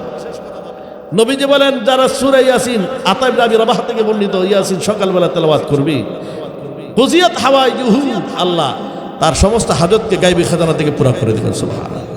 রাত্রে তেলাওয়াত করলে ঘুমানোর আগে, মানে ঘুম থেকে জাগ্রত হওয়ার আগে আল্লাহ তার জীবনের সব গুনাহ মাফ করে দিবেন। একবার তেলাওয়াত করলে 10 খতম কোরআন তেলাওয়াতের সওয়াব হবে। কেউ যদি কন্টিনিউ তেলাওয়াত করে, আল্লাহ তার জন্য জান্নাতের দরজাগুলো খুলে দিবেন। কোনো মানুষ যদি সবসময় সূরা ইয়াসিন তেলাওয়াত করে, আল্লাহ রাব্বুল আলামিন তার আমলনামাতে 20টা কবুল হজের সওয়াব লিখে দিবেন। কোনো মানুষ যদি কবরস্থানে গিয়ে ইয়াসিন তেলাওয়াত করে, আল্লাহ সাথে সাথে তার ওই মুর্দেগানদের কবর আযাব মাফ করে দিয়ে জান্নাতের বাগান করে দিবেন। কোনো মানুষ যদি অসুস্থ অবস্থায় সূরা ইয়াসিন তেলাওয়াত করে, আল্লাহ তাকে শিফা দান করে দিবেন। কোনো মানুষের ঘরে রিজিক নাই, রিজিকের অভাব, ইয়াসিন তেলাওয়াত করলে আল্লাহ তার রিজিকের ব্যবস্থা করে দিবেন। কোনো মানুষের ঘরে যদি জিনভূতের কোনো আড্ডা থাকে, জিনভূতে ডিস্টার্ব করে, ইয়াসিন কন্টিনিউ তেলাওয়াত করবেন, দেখবেন এই ঘর থেকে জিন বিদায় নেবে। আমার ভাইরা, শুধু তাই নয়, কোনো ব্যক্তি যদি জুমার দিনে মা বাবার কবরের পাশে দাঁড়ায় দাঁড়ায় সূরা ইয়াসিন তেলাওয়াত করে, আল্লাহ সাথে সাথে ওই মা বাবার কবর আযাব তো মাফ করবেনই, তার পাশাপাশি এই সূরা ইয়াসিনের ভিতরে 3000 অক্ষর আছে, 3000 মুর্দেগানদের কবর আযাব মাফ করে দিবেন। জোরে কোন আল্লাহু আকবার। শুধু তাই না আমার ভাইরা, কোনো মানুষের যদি জীবনের শেষ সময় সাকরাত শুরু হয়ে যায়, মরণ যন্ত্রণা আরম্ভ হয়, যে মৃত্যুর যন্ত্রণা, আল্লাহ কত কঠিন, মৃত্যুর যন্ত্রণা কতই কঠিন, সইতে আমরা পারিব না। এ মুসলমান ভাইরা আমার, যুবক বন্ধুরা আমার, কোনো মানুষের যদি মরণ যন্ত্রণা শুরু হয়ে যায়, দুনিয়ার সব ডাক্তার কবিরাজ ফেল হয়। হাকিম মোহাম্মদ মুজাদ্দিদুল মিল্লাত আশরাফ আলী থানভী রহমাতুল্লাহ আলাইহি এক্সাম্পল দিয়েছেন, আপনার যদি 5 জন ছেলে থাকে, একজনকে ডাক্তার বানাইলেন, আরেকজনকে ডক্টর বানাইলেন, আরেকজনকে বড় ইঞ্জিনিয়ার বানাইলেন, আরেকজনকে বড় নেতা বানাইলেন, জজ বানাইলেন, সর্বশেষ 5 নম্বর সন্তানটা কি?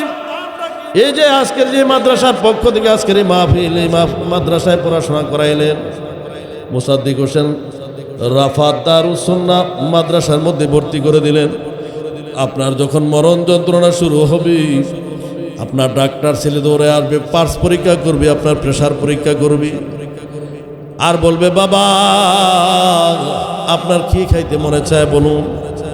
বাবা ডাক দেয়া বলবেন, আরে ডাক্তার, লক্ষ লক্ষ টাকা খরচ করে ধরে ডাক্তার বানাইলাম, যদি পারো আমার মরণ যন্ত্রণাকে একটু হালকা করে দাও। ডাক্তার সাহেব বলবেন, বাবা গো, এটা তো আমার দ্বারা সম্ভব নয়। ইঞ্জিনিয়ার দৌড়ে আসবে, বাবা কি বলেন আপনি, আপনার জন্য টাঙ্গাইল থেকে চমচম নিয়ে আসছি, টাঙ্গাইলের ঐতিহ্য। বলবে, বাবা এখন আর এই লাইন দেওয়া চমচম চলবে না, লাইন বন্ধ হয়ে গেছে। আরেক ছেলে দৌড়ে আসবে, বলবে, বাবা তোমার জন্য ওই মুন্সিগঞ্জ থেকে সাগর কলা নিয়ে আসছি। বলবে, বাবা রে আর কলা টোলা চলবে না, সব বন্ধ হয়ে গেছে। আরেক সন্তান জজ সাহেব দৌড়ায় আসবে, বলবে বাবা তোমার জন্য রকমারি ফল ফ্রুট নিয়ে আসি, আঙ্গুর বেদানা নাশপাতি নিয়ে আসি, খাও। ডাক দেয়া বলবে না না না, যদি পারো গো আমার মরণ যন্ত্রণা একটু লাঘব করে দাও। এই সমস্ত খাবার দাবারের লাইন বন্ধ হয়ে গেছে, এখন কোনো সন্তান পারল না। সর্বশেষ যে সন্তানটাকে আপনি মাদ্রাসায় পড়াইলেন, এই হাফেজে কোরআন বানাইলেন অথবা মক্তবে নজরানা পড়তে আসি, এই ছেলেটা যখন শুনলো বাবার চাকরা শুরু হয়ে গেছে, কোরআনটাকে বুকে নিয়ে দৌড়ে বাড়ির দিকে রওনা করলেন। ডাক দেয়া বলেন বাবা গো, আমি আপনার পাশে বসে বসে সূরা ইয়াসিন তেলাওয়াত করব। করো বাবা। যে মাত্র তেলাওয়াত শুরু হয়ে গেছে, ইয়াসিন ওয়াল কুরআনিল হাকীম, আল্লাহ রাব্বুল আলামিন ডাক দেয়া বলেন ও ফেরেশতারা, তার বুকের চাপ ছেড়ে দে। এই ব্যক্তির কলিজার টুকরা সন্তান আমি আল্লাহ রাব্বুল আলামিনের কালাম কোরআনুল কারীমের হৃৎপিণ্ড থেকে কলব থেকে তেলাওয়াত শুরু করে দিয়েছি। আমি আল্লাহ রাব্বুল আলামিন আর তার মরণ যন্ত্রণা দিতে পারি না। আমি আল্লাহ রাব্বুল আলামিন ইয়াসিনের বরকতে এই ব্যক্তির মরণ যন্ত্রণাকে লাঘব করে দিলাম। জোরে বলেন আল্লাহু আকবার। সন্তান কোনটা কাজে লাগলো? ওই যে মাদ্রাসায় পড়ছি না, কাজে লাগছে। ঠিক না? ঠিক। আমি এই কথা বলবো না আপনি ইঞ্জিনিয়ার বানায় না, বানান। সন্তানকে ইসলামের প্রাথমিক শিক্ষা দিয়ে বানান, ডাক্তার বানান, ডক্টর বানান। ডক্টর হয়েও আপনার পাশে ইয়াসিন পড়তে পারবে, আপনার পাশে আপনার জানাজার নামাজের ইমামতি করতে পারবে, আপনার মৃত লাশটাকে গোসল দিতে পারবে। ভাইরা আমার, বন্ধুরা আমার, আসুন, ইঞ্জিনিয়ারের মধ্যে যদি শ্রেষ্ঠত্ব থাকতো, একটু খেয়াল করে দেখেন বাবুই ফাঁকি কত বড় ইঞ্জিনিয়ার, কত চমৎকার করে বাসাটা তৈরি করে। আবার আলাদা একটা রুম রাখিলে তার ওয়েটিং রুম, মাঝে মাঝে রেস্ট নেয়। ডাক্তারি বিদ্যার মধ্যে যদি শ্রেষ্ঠতা থাকতো, বানর শ্রেষ্ঠতা লাভ করতো। কারি তৈয়ব সাহেব রহমতুল্লাহ কিতাবে লিখছেন, ওনার এই ইন্ডিয়াতে এক এলাকাতে বানরের কারণে কোনো ফসল করে তারা টিকাইতে পারে না। এলাকাবাসী আইসে, হুজুর আপনি যদি অনুমতি দেন বা এটা জায়েজ হয়, তাহলে বানর মাইরে এলাম সব মেরে ফেলবো, সব খাবারের মধ্যে বিষ মিশাই দিয়ে মেরে ফেলবো, আমরা ফসল করে আমরা এগুলো উদ্ধার করব। হুজুর বললেন যদি তোমাদের ক্ষতি করে তাহলে এইগুলো মারা জায়েজ হবে। এখন শত শত হাজার হাজার রুটি বানায় এর মধ্যে বিষ মিশাই সরাই দিছে। এখন তার একদল বানর আসছে, আইসা নাকটা লাগাই চলে গেছে, গিয়ে আরেক দল নিয়ে আসছে। এদের প্রত্যেকটার পাশা হইল লাল, মনে হচ্ছে যেন মাত্র এগুলো সবগুলো এই মানে ডাক্তারি সাইনবোর্ড নিয়ে, ডাক্তারি সার্টিফিকেট নিয়ে সবগুলো এরকমভাবে মাত্র সার্টিফিকেট নিয়ে ভারিয়ে আসছে। ডাক্তারি সায়েন্স থেকে মাত্র সার্টিফিকেট নিয়ে আসছে। এরা নাকটা লাগায় আবার গেছে জঙ্গলের ভিতরে এক ধরনের গাছ পাতা ডালা এগুলো নিয়ে আসছে। এই ডালা খায়, পাতা খায়, আর রুটিও খায়, একটা বানরও মরছে না। বোঝা গেছে এই বিষ কিয়া নষ্ট হওয়ার ক্ষমতা আল্লাহ কোন ডালাতে রাখলেন, কোন পাতার মধ্যে রেখেছেন, এটা দুনিয়ার ডাক্তারে না জানলেও বানর ডাক্তারে জানে। কথা ঠিকঠাক বলেছে। ডাক্তার বিদ্যার মধ্যে শ্রেষ্ঠত্ব থাকলে বানর শ্রেষ্ঠত্ব লাগবে। নেতৃত্ব দেওয়ার মধ্যে শ্রেষ্ঠত্ব নেতৃত্ব দেওয়ার মধ্যে যদি শ্রেষ্ঠতা থাকতো তাইলে পিপিলিকা শ্রেষ্ঠতা লাভ করতো। কোরআনের ভিতরে সূরাতুন নমল, পিপিলিকার নামে একটা সূরাই আছে। এই সূরা নমলের মধ্যে পিপিলিকার ঘটনা আল্লাহ বর্ণনা করেছেন। পয়গম্বর সুলাইমান আলাইহিস সালাম বিশাল বাহিনী নিয়ে যাচ্ছিলেন পদাতিক, আর পিপিলিকার একদল জমিনের মধ্যে বিচরণ করতেছে। তখন পিপিলিকার মধ্যে রানী পিপিলিকা একজন আছে, মহিলা, এটা নেত্রী, দাঁড়ায় দুই পায়ের উপর দাঁড়ায় বলছে, ইয়া ইউহান্না মালুদখুলু মাসাকিনাকুম, এই পিঁপড়ার দলেরা যার যার গর্তে ঢুকো, কারণ সুলাইমান আলাইহিস সালামের বিশাল বাহিনী আসতেছে, তোমাদেরকে মাটির সাথে পদপিষ্ট করে দিবে, তোমরাও টেরও পাবে না কোন দিক দিয়ে যে তোমরা মারা যাবে। এই জন্য তোমরা তাড়াতাড়ি সতর্ক হয়ে যাও। এই যে নেতৃত্ব দেখাইছে, নেতৃত্ব দেওয়ার কারণে পিপিলিকা শ্রেষ্ঠতা লাভ করতে পারেনি। বিশ্বনবী বলেন খায়রুকুম মান তাআল্লামাল কুরআন ওয়া আল্লামা, এই দুনিয়ার মধ্যে সবচেয়ে শ্রেষ্ঠ হলো যারা কোরআন শিখে এবং মানুষকে কোরআন শিক্ষা দেয়। আল্লাহু আকবার। বন্ধুরা আমার, ভাইয়েরা আমার, আসুন আমরা যদি জান্নাতি মুমিন হতে চাই, আমরা যদি জাহান্নাম থেকে বাঁচতে চাই, তাইলে আমাদেরকে কিছু জরুরি আমল আমাদের জীবনে বাস্তবায়ন করতে হবে। শর্ট করে দিচ্ছি, 5 মিনিট আলোচনা শেষ। আমার ভাইরা, জান্নাতে যদি যেতে চাই, যদি আমরা জান্নাতি মুমিন হতে চাই, আমাদের জীবনে 5টা আমল আমাদের জীবনের সাথী বানাইতে হবে। কয়টা আমল জোরে বলেন? 1 নাম্বার, 5 ওয়াক্ত নামাজকে নিজের জীবনের সঙ্গী বানাও। জীবনে কোনোদিন নামাজ নষ্ট করবো না, কারণ নামাজ তো এমন এক ইবাদত, এমন দামি ইবাদত। প্রতিদিন শুকরে ঘুম থেকে জাগ্রত হয়ে আল্লাহর কাছে পানা চায়, আল্লাহ আজকে সারাদিন যেন আমার সামনে কোনো বেনামাজির চেহারা না পড়ে। কেরা দোয়া করে শুকর। তাহলে বেনামাজি এটা খুব ভালো জিনিস যারা বলে। আল্লাহ মানুষের ভিতরে 5টা ইন্দ্রিয় দিয়েছেন, চোখ, নাক, কান, তারপরে জিহ্বা, চামড়া। জিহ্বা দিয়ে মানুষ 2টা জিনিস অনুধাবন করতে পারে, কোনটা মজা লাগে কোনটা দিতে লাগে। জিহ্বার শুকরিয়া হিসেবে আল্লাহ 2 রাকাত ফজরের নামাজ দিয়েছেন। নাক দিয়ে চতুর্দিকটা আওয়াজ দিতে পারে, গ্রান নিতে পারে, নাকের শুকরিয়া হিসেবে আল্লাহ রব্বুল আলামিন 2 রাকাত 4 রাকাত জোহরের নামাজ দিয়েছেন। আবার কান দিয়ে চতুর্দিকে আওয়াজ দিতে পারে, কানের শুকরিয়া হিসেবে আল্লাহ রব্বুল আলামিন 4 রাকাত আসরের নামাজ দিলেন। চোখ দিয়ে 3 দিক কভার করতে পারে, সামনে ডাইনে বামে, পেছন দিয়ে দেখে না, চোখের শুকরিয়া হিসেবে 3 রাকাত মাগরিব দিলেন। আর চামড়া দিয়ে 4টা জিনিস অনুধাবন করা যায়, কোনটা শক্ত, কোনটা নরম, কোনটা ঠান্ডা, কোনটা গরম। চামড়া শুকরিয়া হিসেবে আল্লাহ 4 রাকাত এশা দিয়েছেন। আল্লাহর দেওয়া চোখ, কান, নাক, চামড়া সবগুলো ব্যবহার করতেছি, অতএব এইগুলোর জাকাত দেওয়ার শুকরিয়া আদায় করার দরকার আছে না নাই? নামাজ ছাড়া শুকরিয়া আদায় হবে। এজন্য 5 ওয়াক্ত নামাজকে নিজের জীবনের সঙ্গে বানাবো। নামাজের ব্যাপারে আজকে আলোচনা করবো না, অন্যদিন করবো। আজকে যেহেতু আজকে সাবজেক্টটা হলো কোরআন নিয়ে, জন্য কোরআনের উপর বেশি আলোচনা করলাম। 2 নাম্বার, কোরআনকে সঙ্গী বানাবো। এই যুবক ভাবারা, যে পরিমাণ ইন্টারনেট, ফেসবুক নিয়ে তোমরা পাগল হইছ, এর শতভাগের 1 ভাগ যদি কোরআন নিয়ে পাগল হইতা, তো আমার বিশ্বাস এই গন্ধবপুরের, এই রূপগঞ্জের সবগুলো যুবক আল্লাহর ওলি হয়ে যেত। কথা ঠিক না? বুঝি যারা। 3 নাম্বার, আমরা আমাদের জীবনটাকে সুন্নতের রঙে রঙিন করব। আমার দাম্পত্য জীবন, সাংসারিক জীবন, পারিবারিক জীবন, এমনকি রান্নাঘর থেকে বঙ্গভবন পর্যন্ত সুন্নতের রঙে রঙিন করব। আমাদের জীবনটা যদি সুন্নতের রঙে রঙিন হয়, তাইলে আমাদের জীবন সার্থক। সুন্নি কাদেরকে বলে? যারা আশিকে রাসূল। আশিকে রাসূল কাদেরকে বলে? যারা সুন্নত জীবনে বাস্তবায়ন করে। খালি রবিউল আউয়াল মাস আইলে খালি আমিত্তি আর মিষ্টি খাইলে আশিকে রাসূল হওয়া যায় না, বরং সুন্নি বলা হয় যারা গোটা জীবনটা সুন্নতের দ্বারা রঙিন হয়। কথা ঠিক না? ঠিক। একটা সুন্নতের কারণে কিয়ামতের ময়দানে সে আল্লাহর দরবারের জাহান্নামের আসামের দিকে মুক্তি পেয়ে জান্নাতি হয়ে যায়। হাসরের ময়দানে এক ব্যক্তির জীবনে কোনো আমল নাই, জাহান্নামের হ্যান্ডকাপ পরায় ফেলছে, ফেরেশতারা জাহান্নামে নিয়ে যাবে। এমন সময় আল্লাহর নবী ডাক দিয়ে বলে, আল্লাহ, এই বান্দাটারে তুমি জাহান্নামে দিবা দাও, তবে আমার একটা আবদার হলো, তার চেহারার মধ্যে আমি নবী যে সুন্নত দাড়িটা আছে, যেন জাহান্নামের আগুনে তার দাড়িটা যেন না পড়ে, এই জাহান্নামে যাক, অসুবিধা। এটা একটা কৌশল, এটা একটা কৌশল অবলম্বন করেন। আল্লাহ কয়, নবী গো, আপনি তো হলেন ওমা আরসালনাকা ইল্লা রাহমাতাল লিল আলামিন, আর আমি আল্লাহ হলাম আরহামুর রাহিমিন। আমি আল্লাহ এত নিষ্ঠুর না, এই বান্দাকে জাহান্নামে পাঠায়া তার দাড়িগুলো জান্নাতে পাঠায় দিব। আমি আল্লাহ তোমার সুন্নতের খাতিরে এই সম্পূর্ণ বান্দাটাকে জাহান্নামের এই মুখ থেকে মুক্তি দিয়ে আমি তাকে জান্নাতের ফয়সালা করে দিলাম। আল্লাহু আকবার। 4 নাম্বার, চোখ জবানের হেফাজত করতে পারে। চোখ দিয়ে কোনো গুনার কাজ করবো না। এই চোখ দিয়ে আল্লাহরে দেখবো, দিদার এলাহি নসিব হবো। ওই যে আলোচনার শুরুতে বলছি, আল্লাহর জবান থেকে কোরআন শুনবো, আল্লাহরে দেখবো। যে চোখ দিয়ে গুনার কাজ করা হয়, এই চোখ দিয়ে আল্লাহরে দেখা যাবে না, এই চোখ নষ্ট হয়ে যাবে।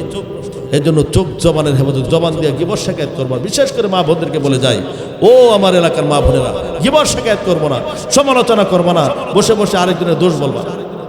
মহিলাদের কিছু স্বভাব আছে, এরা মানুষের দোষ বলা বলি করে বেশি, তুলনামূলক। কথা ঠিক না? ঠিক। আপনাদের এলাকার মহিলারা আবার এমন না, এরা ভালো মানুষ, এরা বেশি এগুলো করে না। যাক, তারপরেও যদি কোনো সব মহিলার এমন স্বভাব থাকে, বর্জন করতে হবে। কিছু মহিলারা জাহান্নামে যাবে, ওয়া ইন্নাল ফুজ্জারা লাফি জাহিম। ফুজ্জার যারা হবে তারা জাহান্নামে যাবে। ফুজ্জার কারা? যেই মহিলাগুলো স্বামীর কথা মানে না, স্বামীর কথা মানবো না, ভাঙ্গা করে থাকবো না, আন্দোলন করে, ফুজ্জার মহিলা, জাহান্নামী মহিলা। যেই মহিলাগুলো বেপরদায় চলে, জাহান্নামী মহিলা।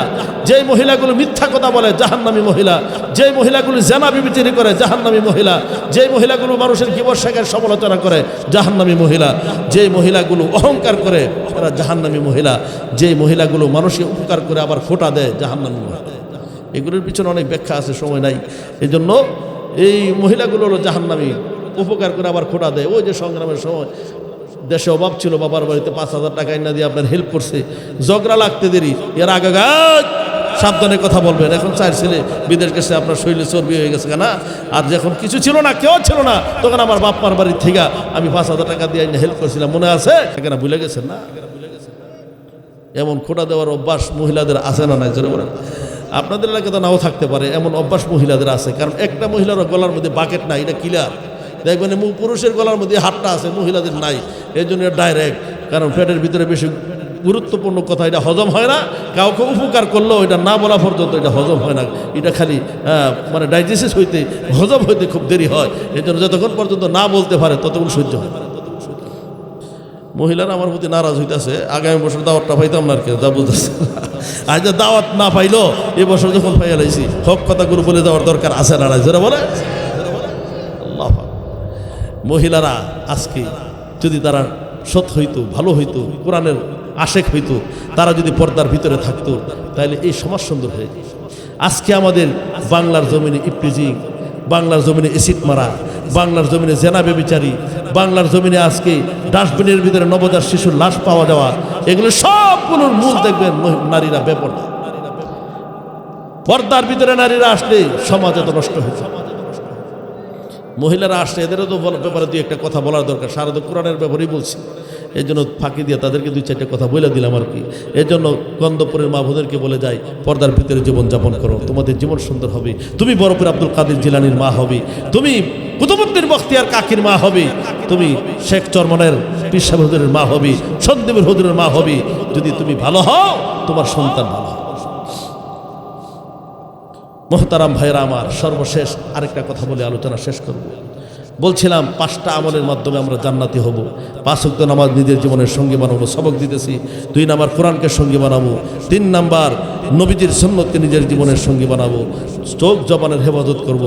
আর বেশি বেশি করে আল্লাহ পাকের কাছে তওবা ইস্তেগফার, বেশি করে তওবা ইস্তেগফার। জীবনে কত গুনাহ হয়ে গেছে। আস্তাগফিরুল্লাহ, আস্তাগফিরুল্লাহ, আস্তাগফিরুল্লাহ। এ মুসলমান ভাইরা আমার, যুবক বন্ধুরা আমার, ইমাম আহমদ ইবনে হাম্বল রহমাতুল্লাহি আলাই, যিনি বিশ্ববিখ্যাত হাদিস বিশারদ ছিলেন, 40,000 হাদিস জমা করেছেন, মুসনাদ আহমদ কিতাব লিখেছেন। উনি এক জায়গাতে গেলেন, রাত্রি হয়ে যাওয়ার কারণে গন্তব্যস্থানে পৌঁছতে পারতেছেন না। এমন সময় দেখি গন্ধপুর বাজারের মধ্যে, ছোট্ট একটা বাজারের মতো একটা বাজারে একটা ছেলে তন্দুরি রুটি বানায়, বলে রাত্রটা এর কাছে কাটায়, সকালবেলা চলে যাবো। গিয়া দাঁড়াইলেন, ভাই আমি তোমার কাছে দাঁড়াইলে অসুবিধা কেন? কোনো সমস্যা নয়, দাঁড়ান। তো ফলো করেন, একটু পরে তাকায় দেখে এই ছেলেটা রুটি তৈরি করতেছে, খামিরা বানাইতেছে, আর বলতেছে আস্তাগফিরুল্লাহ, আস্তাগফিরুল্লাহ, আস্তাগফিরুল্লাহ। রুটি সেকতেছে, বলে আস্তাগফিরুল্লাহ। রুটি মানুষকে পরিবেশন করতেছে, আস্তাগফিরুল্লাহ। ইমাম আহমদ ইবনে হাম্বল ডাক দেয়া বলেন, আরে যুবক, তুমি কি অন্য কোনো দোয়া কালাম পারো না? প্রত্যেক কাজে কাজে আস্তাগফিরুল্লাহ বলো কেন? ছেলেটা ইমাম আহমদ ইবনে হাম্বলকে চিনে না। ডাক দেয়া বলেন, মিয়া ইস্তেগফারের পাওয়ার কি জানো না? নবীজি বলেছেন, মাল্লাজিমাল ইস্তেগফার জাআলাল্লাহু দায়কাহু মাখরাজা। যারা কন্টিনিউ ইস্তেগফার করবে, আল্লাহ তাদের কঠিন মুহূর্তকে আল্লাহ সহজ করে দিবেন। আল্লাহ তাদেরকে চিন্তামুক্ত জীবন দান করবেন। আল্লাহ তাদেরকে অকল্পনীয় স্থান থেকে রিজিকের ব্যবস্থা করে দিবেন। আল্লাহ তার পিছনের গুনাহকে আল্লাহ মাফ করে দিবেন।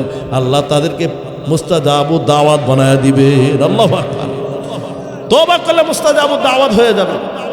জিজ্ঞাসা করে, আনতা মুস্তাজাবু দাওয়াত, তুমি কি মুস্তাজাবু দাওয়াত? ছেলেটা বলে, না আনা মুস্তাজাবু দাওয়াত। হ্যাঁ, আমি মুস্তাজাবু দাওয়াত, আমি দোয়া করলে দোয়া কবুল হয়। তোমার জীবনে কি সব দোয়া কবুল হয়ে গেছে? আমার জীবনের সব দোয়া কবুল হয়েছে, একটা দোয়া বাকি আছে।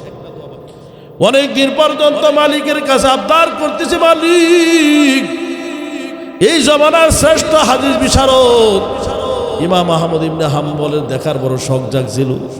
আল্লাহ, এই লোকটার সাথে আমার একটু যোগাযোগ করাইয়া দাও। লোকটারা যদি পাইতাম, মুসাফা করতাম, তার কাছ থেকে দোয়া নিতাম, আমার জীবন ধন্য হয়ে যেত। এই দোয়াটা বাকি আছে, বাকি সব দোয়া কবুল হয়ে গেছে। দোয়া এটা বাকি আছে না, এটাও কবুল হয়েছে। ইমাম আহমদ ইবনে হাম্বল ডাক দেয়া বলেন, আরে যুবক, আয় আয় আয়, আমি ইমাম আহমদ ইবনে হাম্বল, আমার সাথে মুসাফা কর, আমার সাথে মুআনাকা কর, তোর জীবনকে ধন্য বানায়া দি। তাইলে বোঝা যায় বেশি বেশি ইস্তেগফার করার দ্বারা মহান আল্লাহ রাব্বুল আলামিনের কাছে তার দোয়া কবুল হয়ে যায়, মুস্তাজাবু দাওয়াত হওয়া যায়। এই আমলগুলো করবো তো ইনশাআল্লাহ, আস্তাগফিরুল্লাহর আমল করবো তো, বেশি বেশি করে ইস্তেগফার করবো।